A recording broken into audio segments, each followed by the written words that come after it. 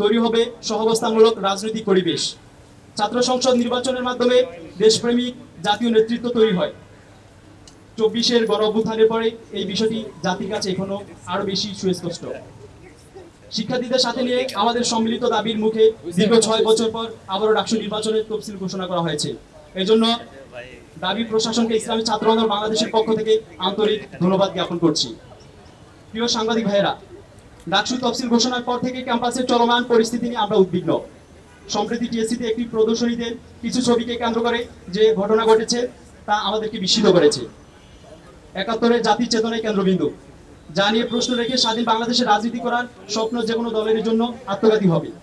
একই সাথে জুলাই গণ অভ্যুত্থানের মাধ্যমে অর্জিত নতুন বাংলাদেশে কেউ যদি মত তৈরি করে, কারো মত প্রকাশ ও রাজনৈতিক কর্মসূচি পালনের স্বাধীনতাকে হরণ করতে চায়, তাহলে জুলাই জনতা তা সংঘবদ্ধভাবে প্রতিরোধ করবে।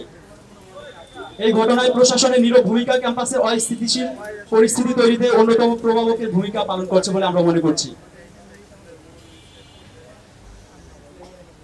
প্রিয় সাংবাদিক বন্ধুগণ, আমরা বিশ্বাস করি ক্যাম্পাস রাজনীতি হবে শিক্ষার্থীদের অধিকার আদায়ের বলিষ্ঠ মাধ্যম, কিন্তু ডাকসুকে কেন্দ্র করে ক্যাম্পাসে পুঁজিবাদী আস্ফালন এবং যে টাকার ছড়াছড়ি চলেছে তাকে আমরা সন্দেহের চোখে দেখছি।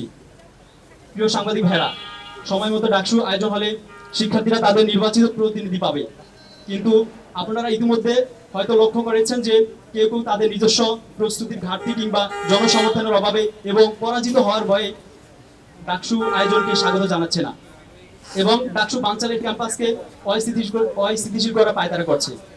আমরা তাদের ডাকসু বিরোধী প্রচারণা থেকে বিরত থাকার জোর দাবি জানাচ্ছি।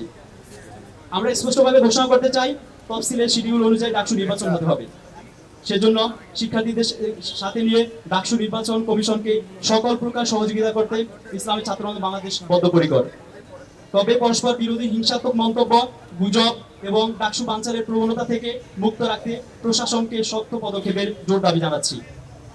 আমাদের প্যানেল থেকে নির্বাচিত হলে আমরা নারী শিক্ষার্থীদের হলে বৈদ্যুতিক পাখা অথবা শীততাপ নিয়ন্ত্রণের ব্যবস্থা, রেজিস্টার অফিসকে ডিজিটালাইজ করা, নিরাপদ, বৈষম্যহীন ও সহনশীল শিক্ষার পরিবেশ নিশ্চিত, শতভাগ আবাসন সুবিধা ও আবাসন মান উন্নয়নে কার্যকর পদক্ষেপ গ্রহণ, গবেষণা ভিত্তিক স্কলারশিপ ও ল্যাব সুবিধা বৃদ্ধি, ডিজিটাল লাইব্রেরি ও ক্লাসরুমের ব্যবস্থা, অনলাইন ক্লাস ও পরীক্ষা সিস্টেম এবং তৎপরবর্তী কার্যক্রমগুলোকে আরও উন্নত ও সহজীকরণ, বিভাগ ও ফল পর্যায়ে দুর্নীতি ও হয়রানি বন্ধে ছাত্র অভিযোগ সেল গঠন, মেডিকেল ব্যবস্থাকে উন্নত করা, পাশাপাশি মানসিক স্বাস্থ্য সহায়তায় হেল্পলাইন ও কাউন্সিলিং এর সেবা চালু, ক্যারিয়ার গাইডেন্স, ইন্টার্নশিপ ও স্কিল ট্রেনিং নিশ্চিত, প্রতিটি শিক্ষার্থীর মাথাপিছু ব্যয়কে যথাযথ সচ্ছলতার সহিত কাজে লাগানো এবং সকল ছাত্র সংগঠনের রাজনৈতিক সহাবস্থান ও গঠনমূলক রাজনীতি প্রতিষ্ঠা করা সহ সকলকে সাথে নিয়ে একটি গণমুখী ক্যাম্পাস গড়ে তুলতে প্রশাসনকে বাধ্য করা দীপ্ত প্রতিশ্রুতি জানাচ্ছি।